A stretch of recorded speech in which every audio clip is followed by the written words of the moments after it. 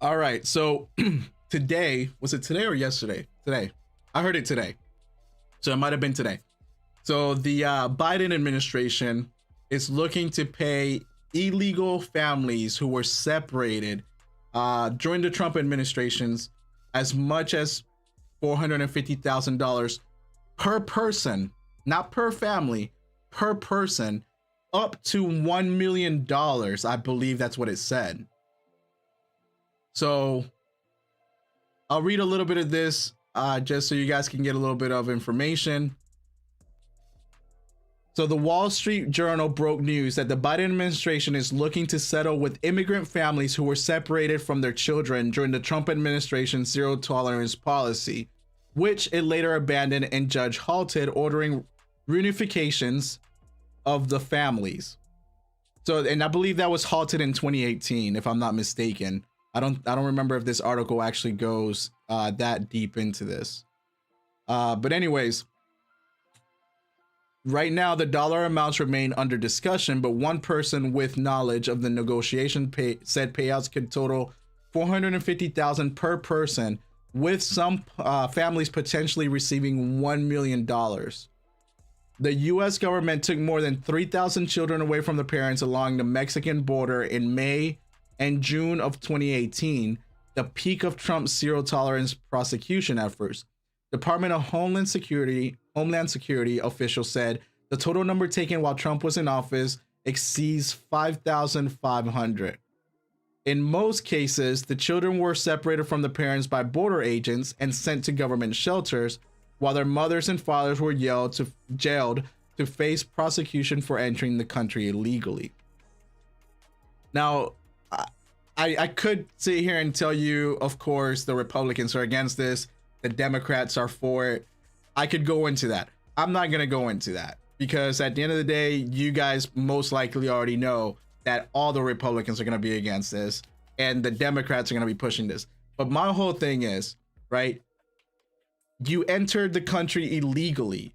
And I understand it's a, you know what, excuse my language.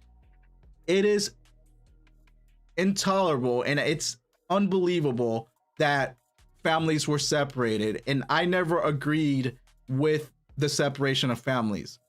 But I do know that while they separated certain children, they also found that some of these children weren't even there with their biological parents, and some of these children were also going to be trafficked by coyotes, which a lot of these children that come over the border illegally with supposed parents do end up getting trafficked.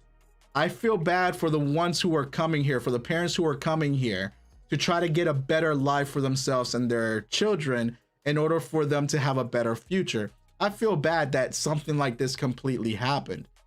But you're talking about giving $450,000 per person when we can't even take care of our own. We have a homelessness problem. We have a vet homelessness problem. You're talking about people who have gone to war, who are now living in the streets, that, you know, fought for us, lost limbs for us, suffer from PTSD, you know, and they're living in the streets because they have either mental issues or nobody that can care for them or cares for them.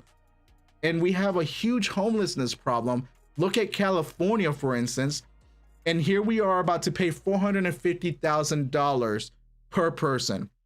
Now, when your administration came in earlier this year, you said you were going to give the people $2,000, but you couldn't even give them that. You couldn't even give them that. You said that you were going to be working on reparations, but we're working on reparations for illegal families that came here. And like I said, I feel bad for them and I feel terrible for them, but we need to take care of our American people first. You have been talking about reparations for African Americans, and what about Indians? Reparations, and I shouldn't say Indians, and Native Americans, and that's probably also an incorrect word to use, so let me know. But we haven't given them reparations either. But we're about to give $450,000 to people who came here illegally because of mental well, you know what? And I shouldn't even say mental language. I should say because they were separated at the border. And if you don't think that when this goes to the courts, if it goes to the courts, the courts aren't also going to award mental anguish. You know what? I think this is something that just needs to happen in the court system and needs to be handled by the court system. And the federal government shouldn't be getting involved in saying, hey, this is what we need to give them because we feel bad. And I don't even think you're doing it because you feel bad. I think you're doing it based on a conversation that you had with the predominantly Black caucus a few months ago, where you're literally warning them that in the future, they're going to have to work with Latinos regardless. And that was a very racist conversation, I believe. And people can say that you're missing the context, Eric. I am not missing the context. I went back and read the transcripts. The context does not change. The context, even if you read the whole thing, the context does not change. Biden said some racist shit in that conversation, and I apologize for my language, and I might bleep that out. But Biden said some racist things in that conversation where he's basically telling Black people, you're screwed because in a few years, I think it's like another 20 years time or 10 years time or something like that, or by 2042 or something like that, that the Black people are going to be dealing with a predominantly Latino community. If this is what you're doing in order to get that Latino vote, this should tell every person in the United States of America, stop paying your taxes. Stop paying your taxes. Because if we haven't been able to play, and I'm not a big supporter of reparations because things of the past have already happened and we need to find ways to move forward. And I don't think reparations is a way to move forward.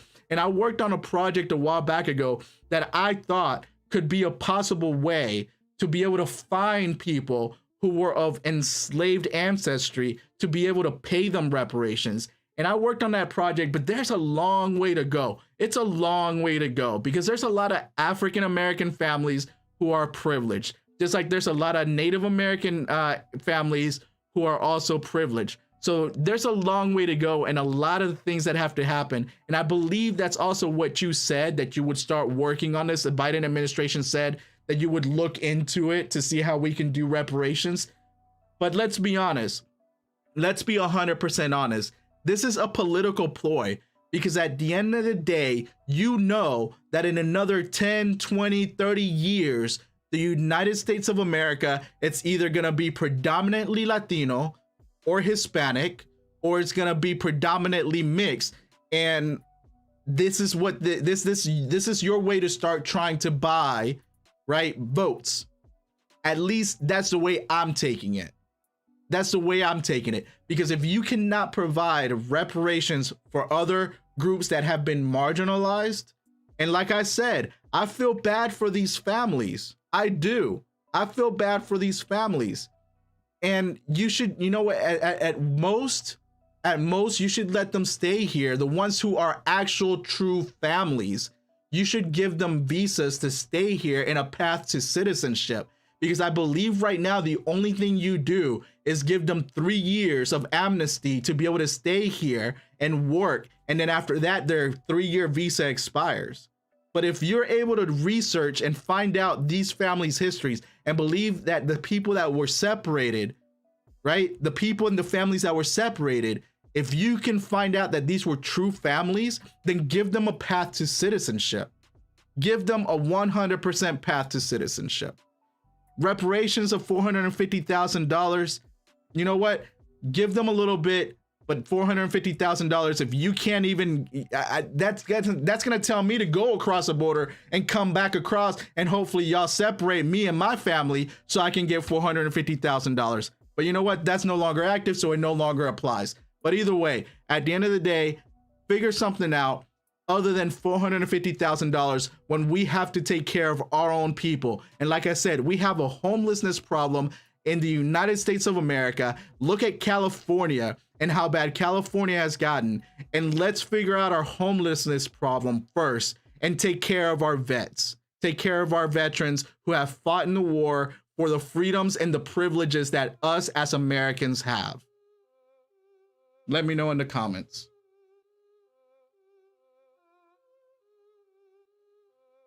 If you enjoyed this video, don't forget to subscribe to the channel and give it a thumbs up. Also, leave your comments below. If you want to chat about any of these topics or any others, consider joining my live stream during my 1-hour pre-gaming news recap. I'm Eric the Inadequate, and until next time.